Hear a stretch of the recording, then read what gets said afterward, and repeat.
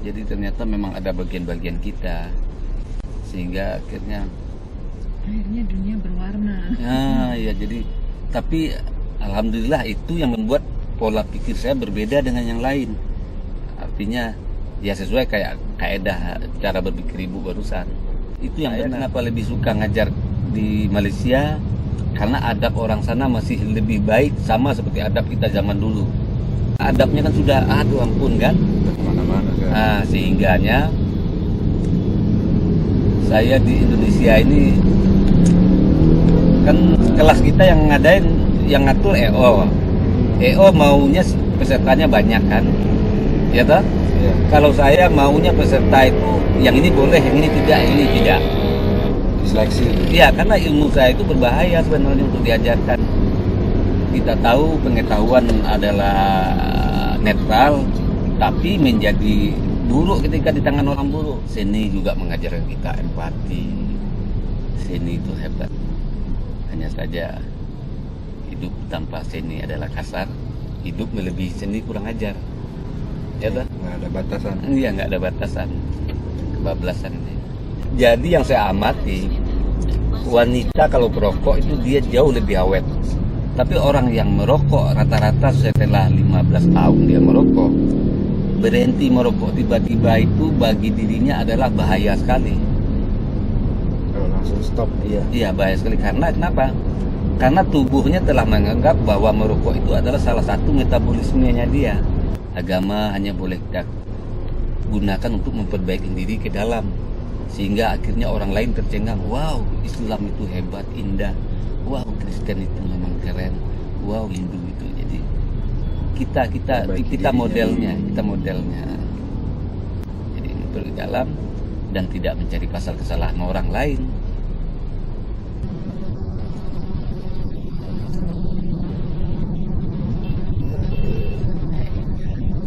Kita itu apa kenyataan yang ada dalam pikiran kita. Bisa jadi dia juga nggak lihat kita aneh kan. Iya. Ini orang gila kok lebih banyak dari saya katanya kan. Dia sendiri kan. Apa naik barang-barang apa? Jalan Ini kok bisa ya gitu ya. Makhluk dari mana ini gitu ya.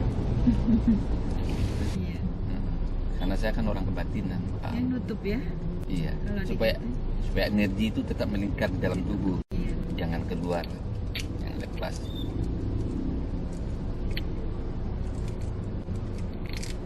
Baik sahabat semua, sebelum melanjutkan menonton video ini, silakan di subscribe channel saya ini dan diklik ikon loncengnya. Terima kasih.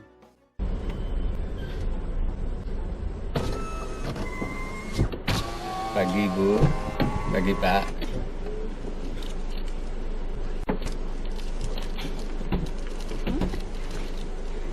Kenapa kacanya Pak? Oh, ditimpuk orang Bu. Iya. Lagi asik-asik ngobrol sama penumpang, tiba-tiba kita lewat jembatan penyeberangan orang itu kan ada yang jatuhin sesuatu. Asem baris berarti tempet ya. Pusat latihan kesenian Pak, Jakarta Selatan. Jakarta Selatan. Saya juga belum pernah sih. Belum pernah ya. Oke, kita sama-sama nggak pernah. Jadi kita lihat peta. Kalau saya selalu disangkut pautkan seni sama orang, karena nama saya juga Beni Budaya. Nama asli Beni Budaya.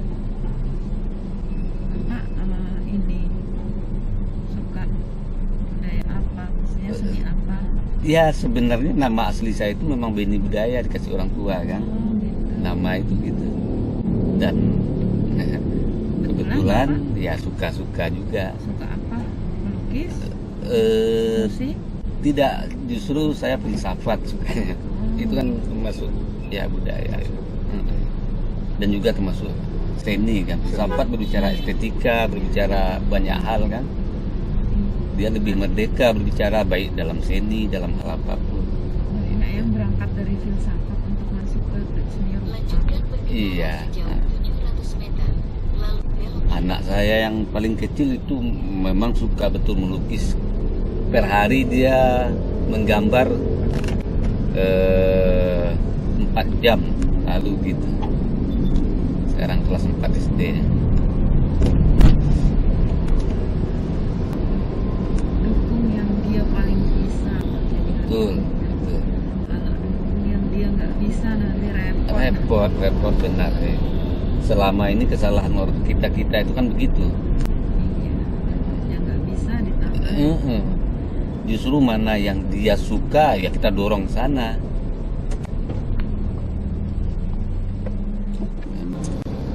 Cuma agak ada benturan sedikit sama mamanya aja. Saya bilang jangan, biar saya beliin kertas terus, saya giniin kan. Kalau mamanya. Saya dari umur 3 tahun, Pak. Dari umur 3 tahun ya. Sampai sekarang.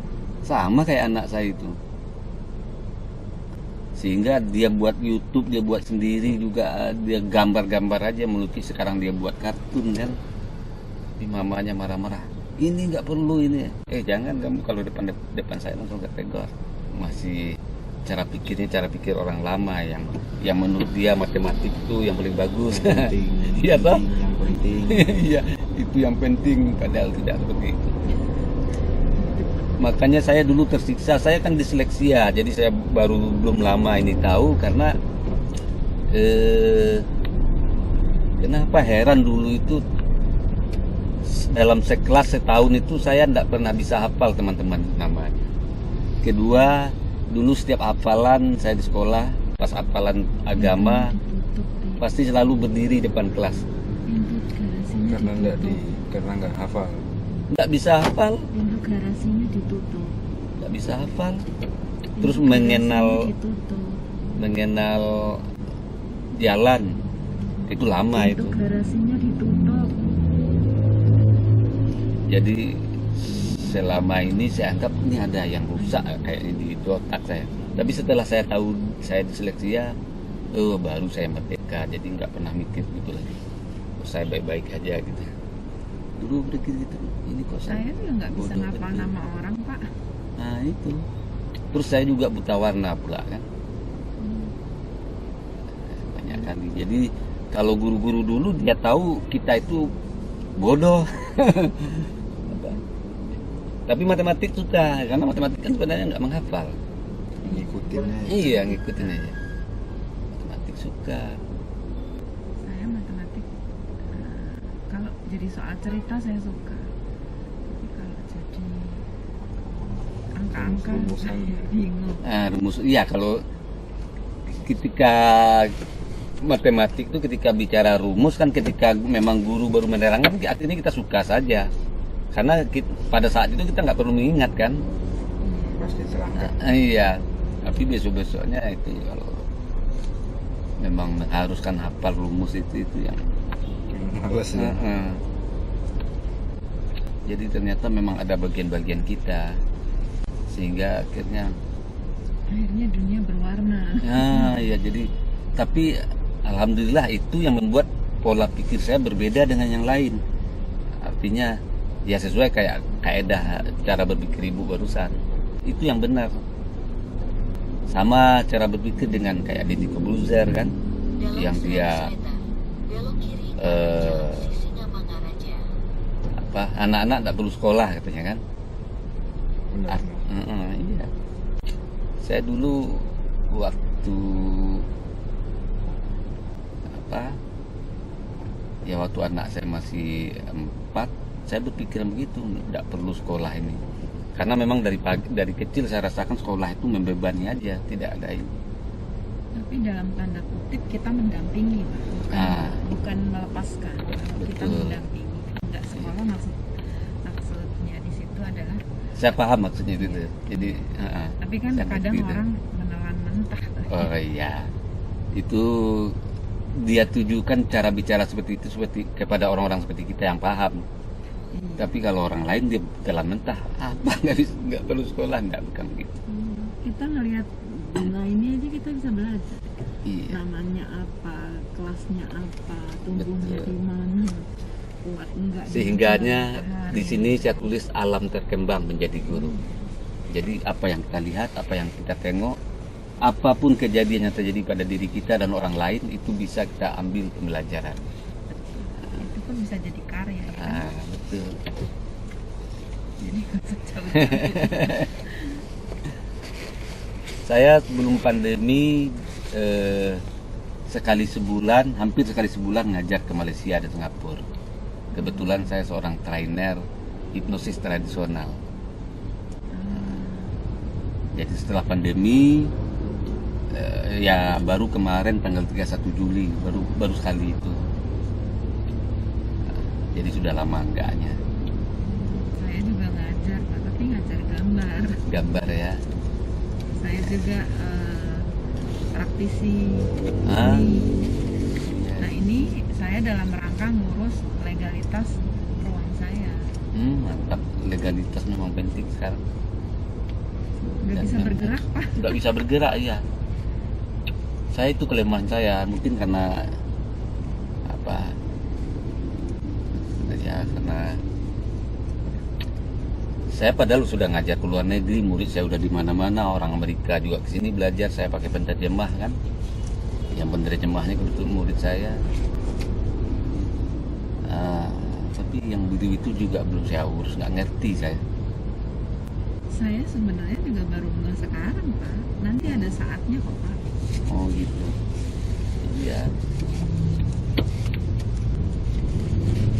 Jadi legalitas saya itu tidak ada kecuali legalitas saya sebagai punya perguruan silat saja yang terdaftar di IPSI tahun 1993. Makanya kalau channel YouTube saya namanya sama dengan nama saya, Benny Budaya, nanti akan muncul Benny Budaya GNPS. Di situ akan lihat ada saya mengajar di beberapa tempat, beberapa hotel di Jakarta, di Surabaya, dan beberapa tempat di Malaysia dan Singapura. Gitu. Tapi saya ngajar karena mungkin disleksia itu kan saya tidak kasih modul-modul apapun sama murid siswa saya. Jadi ya saya nggak ngerti gitu nulis buat begitu. Nggak ngerti. Ngajarnya secara langsung aja. Jadi tidak pakai kan mungkin. Jadi kayak di hotel tuh kan kita disiapin layar juga apa ininya. Ya saya tidak punya itu, tidak pandai gitu. Jadi memang yang saya ajarkan itu akhirnya adalah alam berkembang menjadi guru. Jadi saya perkenalkan praktek, langsung saya kasih keterangannya nanti. Karena memang hipnosis tradisional yang saya ajarkan itu sesuai dengan apa yang saya rangkum dan alami selama ini gitu. Jadi untuk menuang ketulisan tak pandai sudah. Harus punya tim kayaknya. Iya kayak punya tim itu Yang mencatat, merangkum. yang merangkum betul. Memang tidak bisa sendiri. Kita memang lemahnya di situ kan. Ada beberapa teman yang sudah banyak karyanya jadi buku, selalu suruh saya, Bang Benny, sudah nanti kalau enggak Bang tulis-tulis saja, nanti saya nyusunin, saya yang ingin ke penerbit katanya. Nggak pernah sih menulis-nulis, laptop saya rusak waktu itu setelah ditulis kan. Sudah banyak rasanya tulis-tulis kan. Laptop rusak yang tidak mengerti, sudah memperbaikinya hilang kan, sudah lemah sudah sampai sekarang. Berarti mungkin masih belum diperbolehkan untuk menulis. Mungkin ada hal-hal apa gitu ya. Iya betul, dan memang saya kenapa lebih suka ngajar di Malaysia karena adab orang sana masih lebih baik, sama seperti adab kita zaman dulu. Adabnya kan sudah aduh ampun kan, Kemana-mana kan. sehingganya saya di Indonesia ini kan kelas kita yang ngadain, yang ngatur EO maunya pesertanya banyak kan, ya toh? Iya. Kalau saya maunya peserta itu yang ini boleh, yang ini tidak, ini tidak. Diseleksi. Iya, karena ilmu saya itu berbahaya sebenarnya untuk diajarkan. Kita tahu pengetahuan adalah netral, tapi menjadi buruk ketika di tangan orang buruk. Nah, jadi itu sebabnya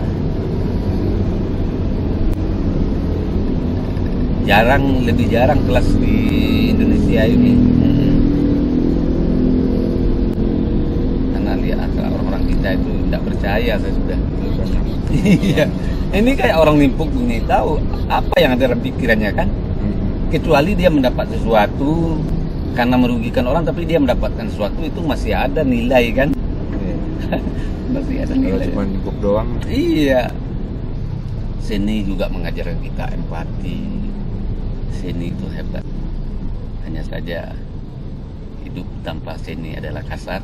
Hidup melebihi seni kurang ajar.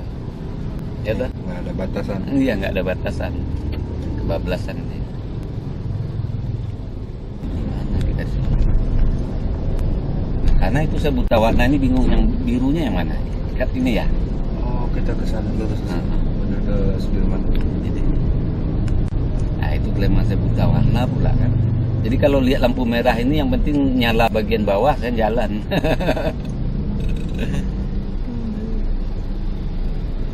Yang bawah yang ini. Warnanya semua apa Pak? Terkadang bisa, tapi ada perbedaannya terkadang, tapi tidak bisa menerjemahkannya, itu uniknya. Dan di kala pagi juga dia berbeda, bisa warna itu kelihatan. Makanya waktu remaja saya sering ribut sama teman-teman, misal tidur di tempat teman, pakaian saya itu udah berubah warnanya pagi-pagi saya bangun. Saya bilang, kamu umpetin pakaian saya, padahal itu pakaian saya yang tergantung. Masa-masa muda kan kalau tidur itu buka baju kan, jadi Tergantung. lucu. Sehingga akhirnya saya memahami bahwasanya di saat kita punya kebenaran, ya orang lain juga punya kebenaran. Kalau kita hanya mengandalkan kebenaran apa yang kita ketahui, ya saya akan katakan semua warna itu sama saja. Kamu matamu yang rusak gitu. Ya tak? Iya. Tergantung siapa yang lihat. Betul.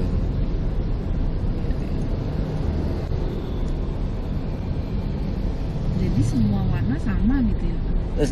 Tidak. Ini cuma ketika warna itu berdampingan, nah baru sama dia.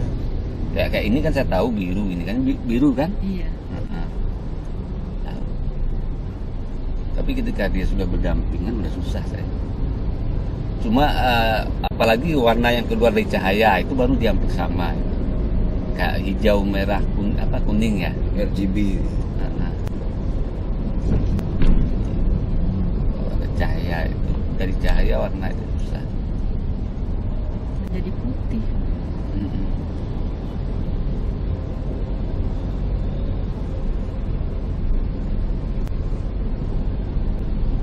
Berarti dulu sempat kebingungan ya Pak? Oh betul. Dan untungnya saya dari kalangan keluarga yang memang di kampung itu ditakuti gitu kan. Jadi saya tidak begitu tertekan. Guru-guru juga tidak begitu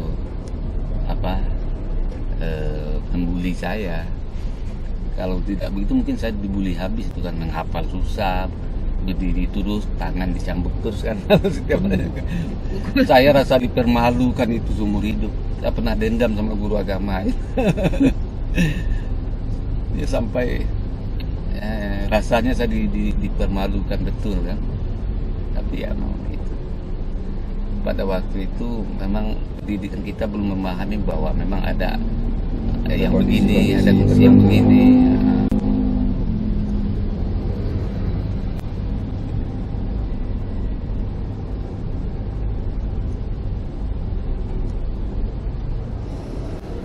Tapi ternyata orang disleksia ini mempunyai IQ tinggi di atas rata-rata. Pasti ada di balik kekurangan, pasti ada Iya. kelebihan. Iya. Di balik sebuah kelebihan pasti ada kekurangan. Sudah ada kelebihan. Disitulah kita harus saling, yang menyuruh kita saling mengenal ya. Kan itu sebenarnya. Disitulah harmoni ya kan. Bareng-bareng.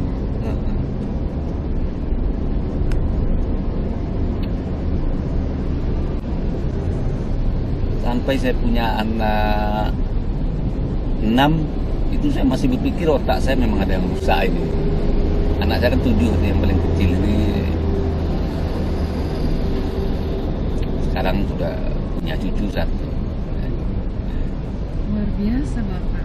Iya, 7 betul. Saya 2. Ini anak saya yang pertama ini. Ah, ini jalan sama anak. Iya. Wah, ibunya masih kelihatan muda, nggak begitu tua. Anak saya yang kecil di Malang. Kuliah. Berapa jaraknya? Oh, jarak umurnya 4,5. 4,5. Iya, iya. Berarti anak juga mendukung gerakan mamanya ya. Iya. Harus itu harus. Dan juga cara pikirnya juga saya lihat hampir sama. Oke, ya bagus. Kita berada di tempat tepat itu memang akan membuat kita melambung. Tapi berada di tempat yang tidak tepat, waduh, itu susah bikin kita bergerak. Nyangkut, ya kita sendiri. Nah, penting itu. Salah mulu. Karena nggak respect kali ini. Iya. Perasaan kita berbuat apa semaksimal kita. Iya. Tapi Saya ngalamin hal-hal seperti itu. nggak ada arti. Iya. Tapi tetap kita mengharuskan di situ kan. Nah, ini yang penting kan. Yang mengharuskan diri kita memang harus di situ. Ya sudah, disinilah Waktu yang ini. di waktu ya. Disinilah saya berpikir, ya itu cara Tuhan menguji kamu kan gitu. Kamu memang tidak bisa keluar dari lingkungan itu tanggung jawab kamu kan gitu. Jawab.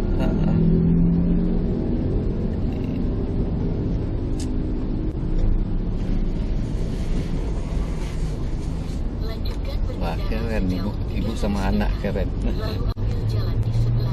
Tadi sudah keluarga? Belum. Masih kuliah juga Pak. Masih kuliah juga. Lagi libur dia.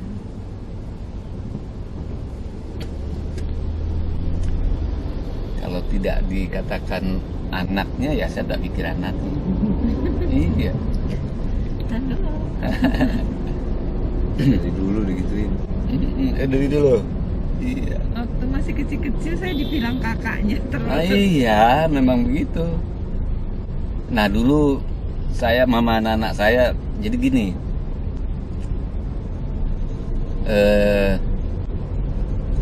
Akhirnya saya survei itu dan survei saya membuktikan juga. Jadi sebelum lahir anak saya yang paling terakhir ini, itu mama anak-anak saya dibilang kakaknya sama orang dia dengan anaknya. Badannya bagus, ini wajahnya juga ya kayak kakak beradik, dan dia perokok. Jadi waktu hamil yang terakhir ini dia Kita naik putar. naik ke yang terakhir ini dia tiba-tiba benci rokok. Nah saya pikir ya ini ngidam kali ini kan gitu. Ya sudah, tidak apa-apa ngidam. Saya kan perokok kuat. Ternyata setelah melahirkan tetap begitu, berhenti ya, sehingga saya punya ruangan sendiri di rumah untuk merokok sekarang kan. Cuma yang saya pernah survei itu memang begitu. Sekarang udah kayak ibu-ibu betul ya kan. Berubah benar. Iya betul. Jadi yang saya amati, wanita kalau perokok itu dia jauh lebih awet dan juga lebih misal dari 100 orang itu ya saya lihat sekitar 90 orang begitu. Tapi saya tidak kembangkan untuk dijadikan. Tapi dalam setiap pembicaraan saya selalu mengatakan begitu. Tidak berokok ya. Perokok-rokoknya sama kayak saya karena rokoknya Samsu kan. Bisa bareng. Dulu saya pernah waktu saya ke Makassar naik kapal tahun 99. Nah tengah malam tuh saya naik ke atas kan, saya mau merokok. Ada wanita juga di atas merokok. Rokoknya sama pula sama saya, Samsu pula. Baru waktu itu saya tercengang kan, wah cewek ada juga rokoknya Samsunya. Saya lupa bahwa istri saya juga rokoknya Samsu.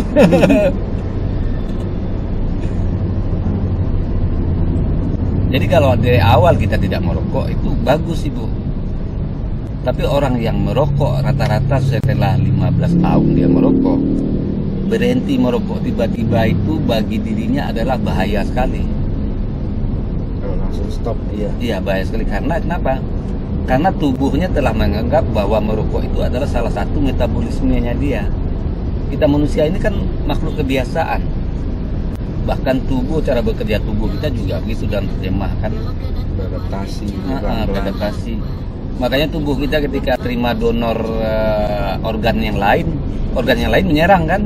Ya, Bisa donor ginjal menolak karena bukan pasangannya. Bukan pasangannya, bukan metabolisme dia, itu yang dia tahu. Nah, begitu juga rokok. Yang boleh adalah mengurangi takaran dan akhirnya berhenti nanti. Pelan-pelan. Iya. Bahaya buat kesehatan berarti tiba-tiba itu. Justru bahaya. Saya kelas 5 SD dipanggil bapak saya kan. Dia tanya, "Nak, kamu tahu namamu itu apa artinya?" katanya kan. Karena benih budaya kan. Orang saya pikir tidak bermakna. Lalu bapak saya bilang, benih budaya itu adalah kesingkatan dari benteng ibu dan ayah. Jadi benih budaya, benteng ibu dan ayah. Wah, keren juga orang tua saya. Jadi orang tua memberi nama ada budaya itu bukan bersangkutan dengan budayaan tidak, tapi itu ibu dan ayah itu namanya budaya ibu dan ayah. Jadi benih budaya, benteng ibu dan ayah. Hebat juga orang tua saya. Artinya bagus. Sehingga akhirnya saya jadi benteng keluarga kan. Makanya saya punya perguruan silat. Sebelum punya perguruan silat saya lalang buana kemana-mana, kadang-kadang macam-macam kerjaan itu kan, bela orang atau apa, dunia jalanan yang mengajarkan saya. Sampai akhirnya hipnosis tradisional saya itu saya adopsi dari pengalaman-pengalaman saya di jalanan itu. Itu yang saya inginkan di kelas. Nah, itu sebabnya saya untuk menulisnya tidak pandai kan. Dia setiap kejadian saya ceritakan kenapa bisa terjadi. Nah, supaya dia murid-murid mendapatkan pola-pola tersendiri. Karena hidup ini kan pola-pola yang berulang. Ya kan? Kitab-kitab Samawi juga mengajar banyak menceritakan sejarah masa lalu. Ya, supaya jangan terjadi lagi hal buruk di masa lalu. Pada saat sekarang kan itu tujuannya. Sudah ada catatannya. Ini kita disuruh masuk tol apa bukan ya? Tidak, ke pinggir aja. Pinggir ya. Masuk tol ya keluar situ juga. Sama ya.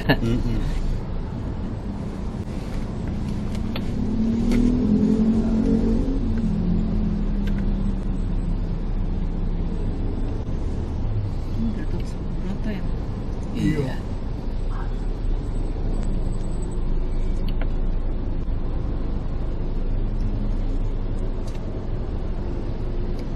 Menikah tahun berapa, Bu? 97. 97. Kalau saya 93. 97. Saya anak pertama lahir tahun 95.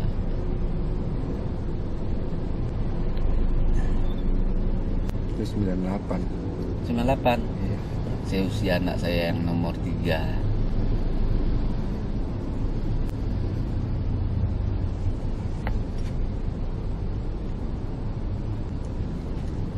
Itu lagi kerusuhan waktu itu. Dalam bela diri dulu kan murid-murid saya banyak juga Cina itu. Saya memang dari dulu prinsipnya nggak beda-bedakan apa. Kalau manusia sama. Iya, jadi nah di waktu 98 itu saya sering ke daerah kota itu untuk menjaga murid-murid saya itu ya, murid-murid yang Cina dari penjarahan atau apa itu.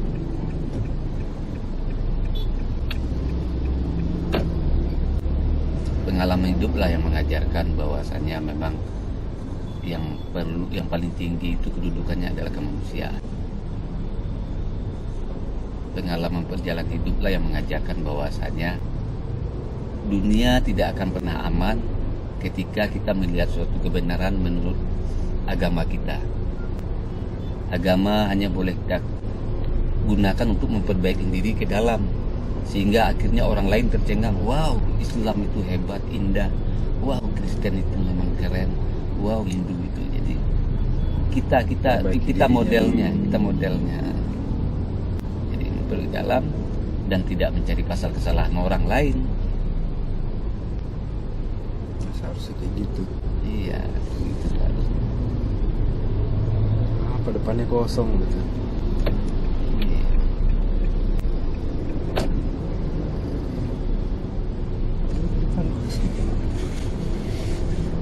Dia lagi lihat peta juga mungkin. Betul tidak Ibu apa yang saya katakan, yang kami katakan? Iya.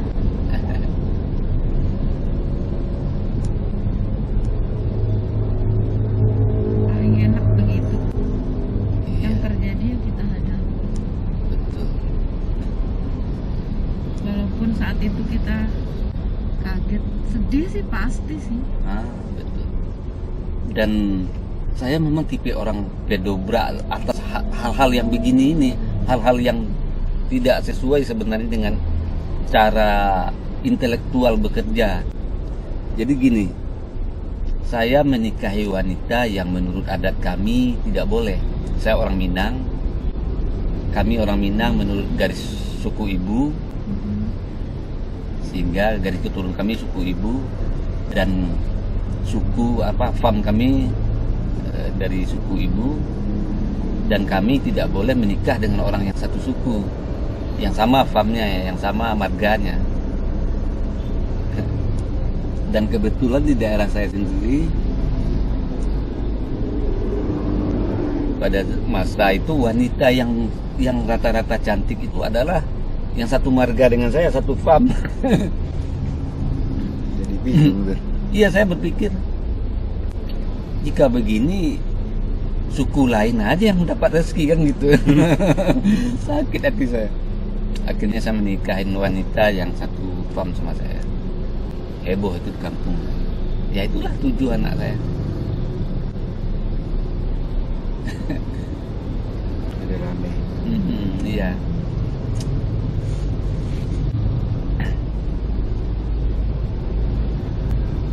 Jadi tidak, kalau secara intelektual tidak masuk hukum-hukum seperti itu.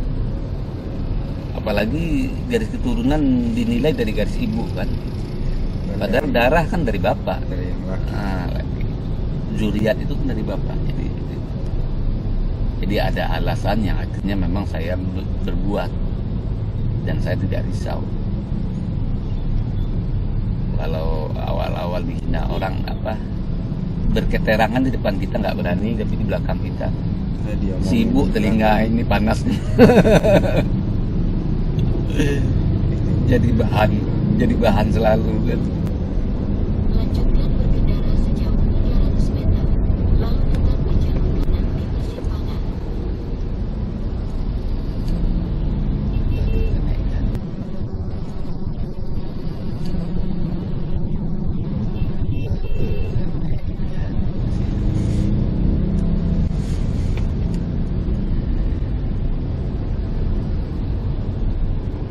Pejalan kaki di tengah. Hah? Kenapa jalan kaki di tengah? Itu tadi ada orang jalan kaki di tengah. Oh iya. Nyeker. Nggak pakai sandal pula.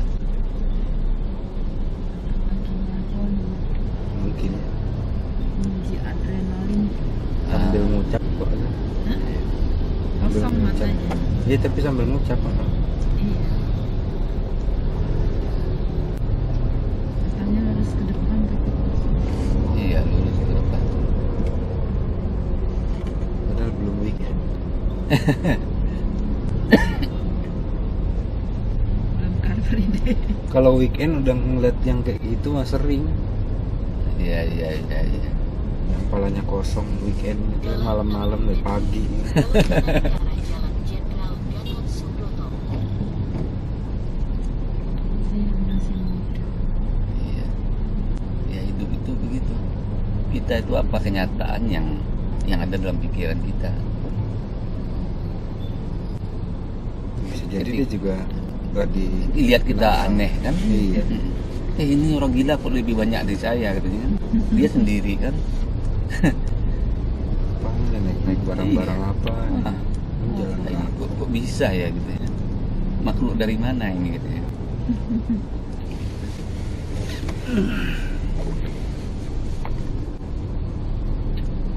Kalau pandai kita melihat memakai kacamata orang lain, dunia ini aman sudah.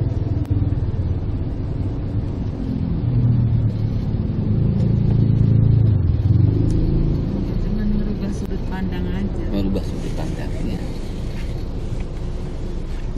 Kadang-kadang kalau dengar orang lagi diskusi gitu, kok rumit amat sih Rumit mikirnya? amat betul kan? Iya.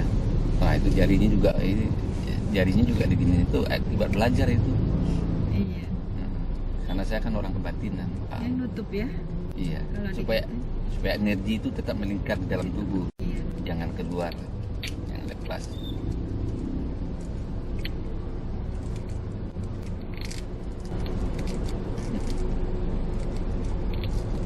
Dalam 90 meter, terus tekan Dan itulah berebut kebenaran kan. Debat itu kan berebut kebenaran. Ketika kita berebut kebenaran, maka kita tidak akan menemukan kebenaran itu. yang ada diperebutkan. Iya. Ya kebenaran ada di mana-mana. Ya, cuman saya bilang itu, Ribet kita lihatnya ya. iya, ini kan cuman tinggal melihat sudut pandangnya aja. Rubah itu aja sebenarnya selesai sudah. Tapi kan ego itu, ya kan? makanya disebut yang paling sulit itu melawan diri kita sendiri, melawan nafsu kita, ego kita itu. Boleh dari sudut sisi mana aja boleh, Boleh, iya. dari luar dari dalam, Boleh. cuman itu aja gitu. Kenapa kita harus gontok-gontokan? Iya. Akhirnya kita bersalah iya benar ya. Nah, kan tinggal begitu. Sudut pandangnya aja dirubah. Sedangkan gambar saja dilihat dari sudut yang berbeda bisa berbeda maknanya toh. Karena ada saya lihat beberapa gambar itu Selain maknanya hasilnya juga beda. beda, iya. Ada beberapa gambar saya lihat bahkan bangunan yang seharusnya naik, dia naik tapi keluarnya di tangga yang bawah kelihatannya. Kan ada dilihat dari titik mana. Dalam 50 meter, tetap di jalur kanan di persimpangan.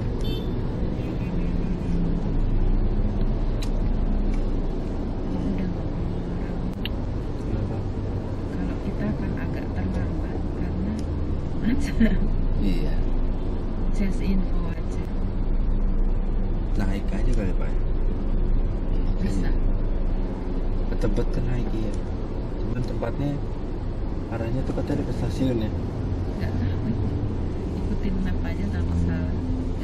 Apa sih coba namanya? Coba dinginin. Gedung pelatihan kesenian Jakarta Selatan.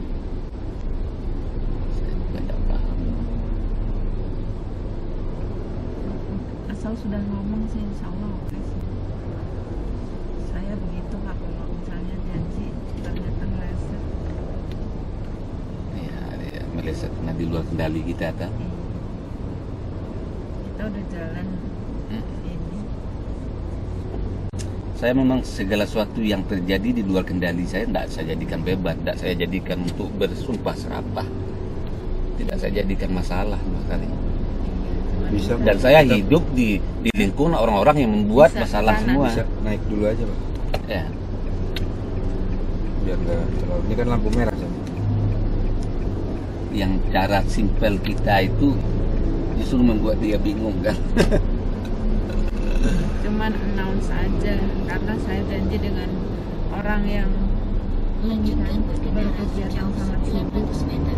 biar dia tidak menunggu saya. Dari jalan. Ah, gitu.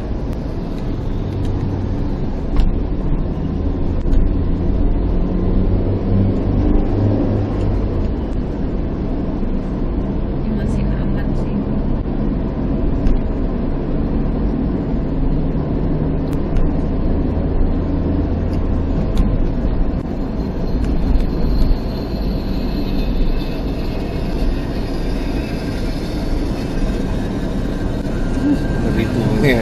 Copot aja.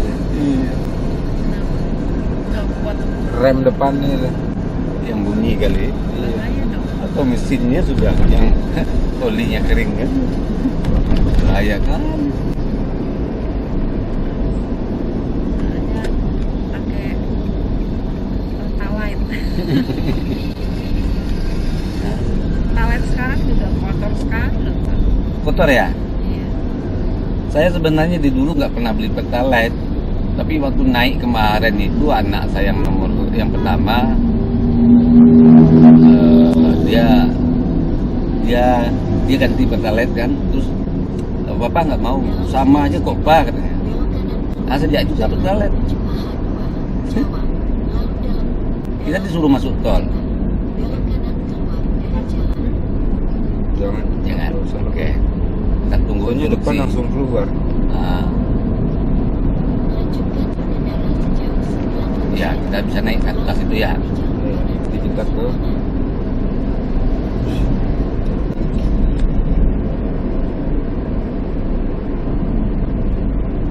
Naik kan kita ke atas ini enggak ya? yang Yang lurus saja. iya lurus aja. Oh yang kanan busway itu ya. Iya kita bet. Tuh 400 meter ngapain kita masuk tol ya? Iya, tinggal sini aja. Kan lumayan setor Iya. bayar-bayar lagi. 16.000 kalau udah lingkar luar dalam ini kan? Iya. Ini lagi kontra lah, saking macet. Ah.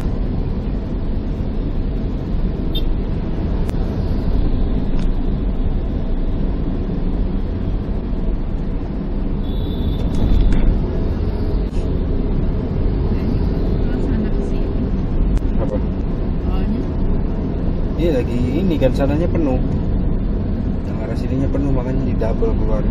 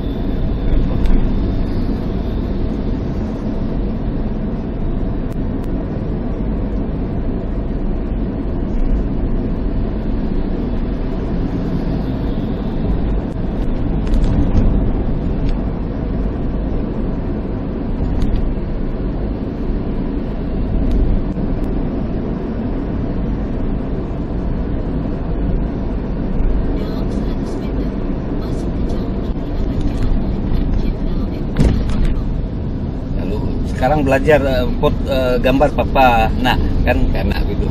Berbenturan sama mamanya. Nggak boleh menggambar makhluk hidup. Alamak, ampun sudah.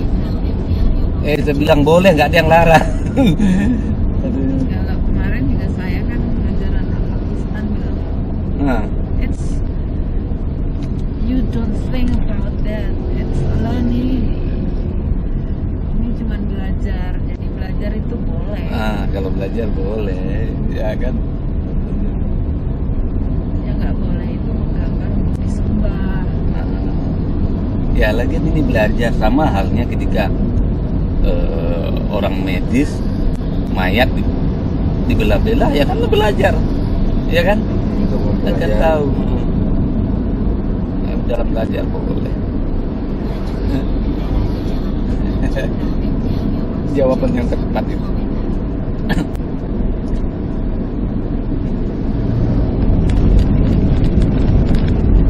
Sini daerah sini. Nanti masih masuk ke dalam. Cuman kayaknya masih belum Jauh. boleh masuk. Karena di sini ada masuk nih sebenarnya nih. Kalau bisa masuk Kilo lagi. dapat rekor pak. Sampai jauh. Oh di seberang nih soalnya.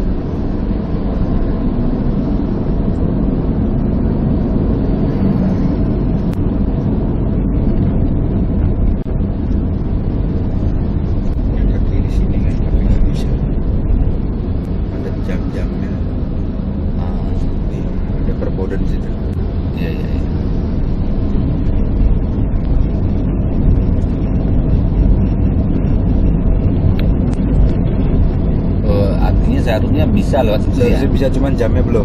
Dia sekitar jam agak siangan baru boleh. Tuh, jam 10 ke atas baru boleh. Oh, sama dengan kena ganjil dia. Iya. Jamnya.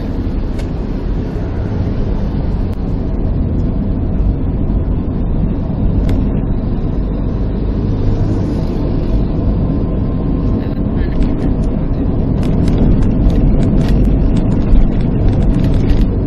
Sedikit memutar.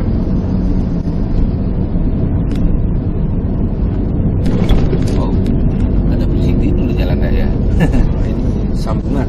Sambungannya. Batas. Saya waktu pertama ke Malaysia kan, baru menguji Malaysia kan, wah nggak ada Blue City tuh, langsung Blue City tuh. Iya. Pas di itu KL.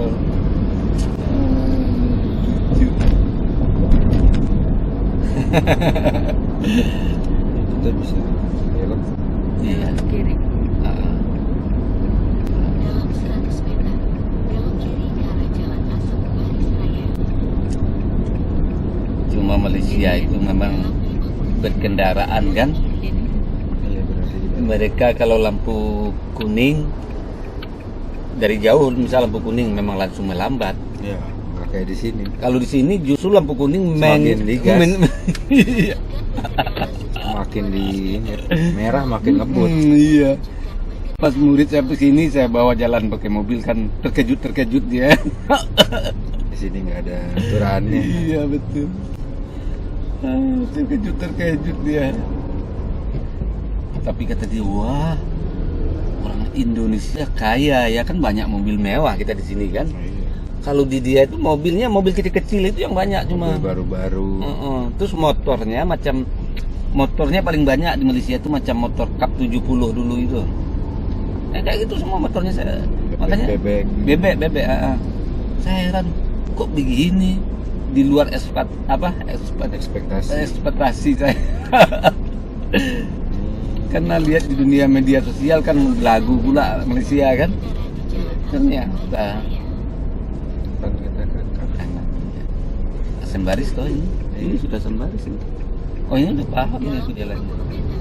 Belok kanan dan lanjutkan berkendara di jalan. Ada dulu murid saya di sini, kantornya Budihan namanya.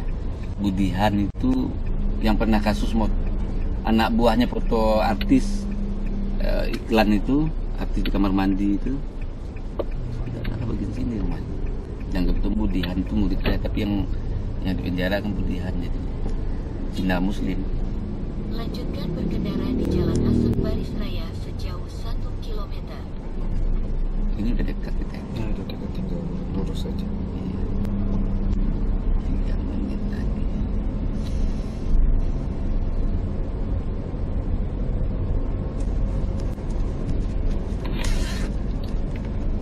Ibu dan Ananda, senang sekali kita bisa bertemu.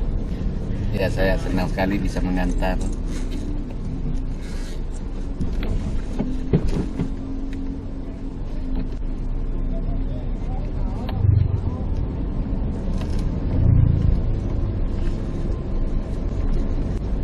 Gede rumah di sini. Iya. Sembaris. Nanti di sana itu kan ketemunya stasiun ya. Ini stasiun Tebet. Ah,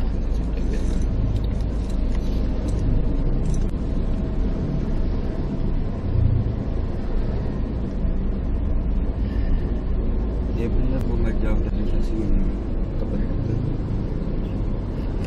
Lumayan sih. Kalau jalan kaki. iya. Jadi bagaimana nih adeknya, Bu? Kenapa? Adeknya bagaimana ini? Dipikir adek sama orang ya. Adek mama ya. Fokus bantu-bantu. Iya.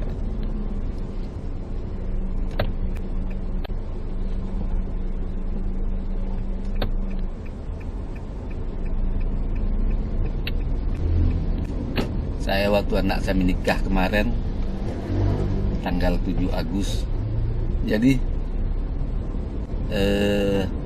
anak saya sama teman-temannya, jadi temannya salaman. apa kabar om, katanya. Anak saya juga ikut, apa kabar om. Saya nggak ngeh itu anak saya. Jadi buta warna juga kayaknya ngaruh begitu. Habis itu, oh iya kamu gimana kabarnya? Dan nanya ke anak saya sendiri, kamu apa kabar? Alhamdulillah. Emang lain. Nah, lagi rame jadi. Karena lagi ramai. Kalau saya ke sekolahan itu lihat anak nggak bisa itu. Sama aja orang tuh kelihatan. Apalagi dia berjilbab semua kan, aduh pusing saya. Tidak bisa saya menemukan anak saya itu. Kalau dia tidak menemukan papanya, yang jelas papanya kehilangan dia. Bingung gitu. Iya.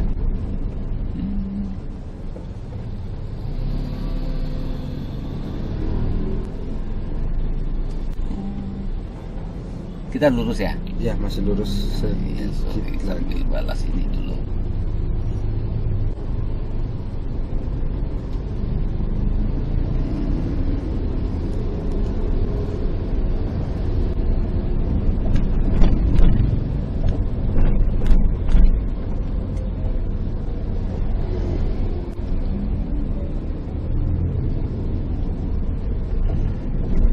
Ini yang tidak dipahami sama orang yang lagi pesan kita itu, dia ngirim pesan juga kan berbahaya kita ngebalasnya kan, Iya.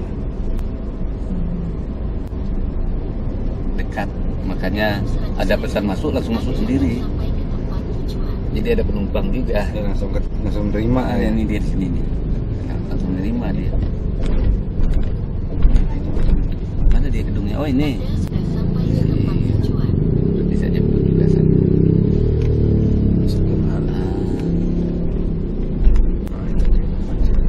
Depan ya. Iya.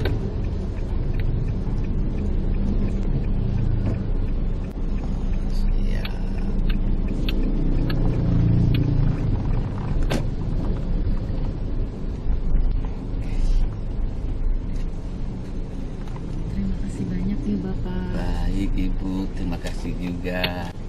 Senang sekali bisa mengantar.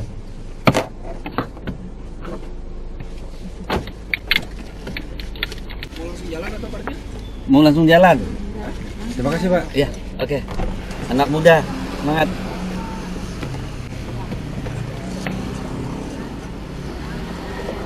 Mana ya?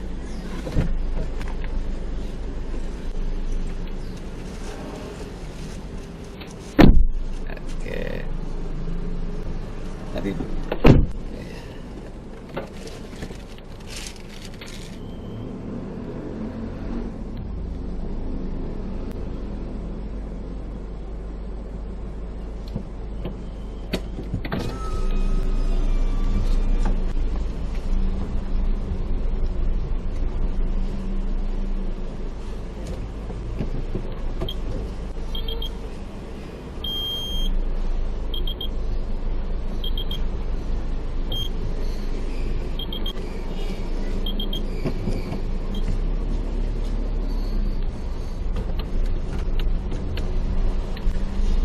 Sahabat, masuk orderan selanjutnya.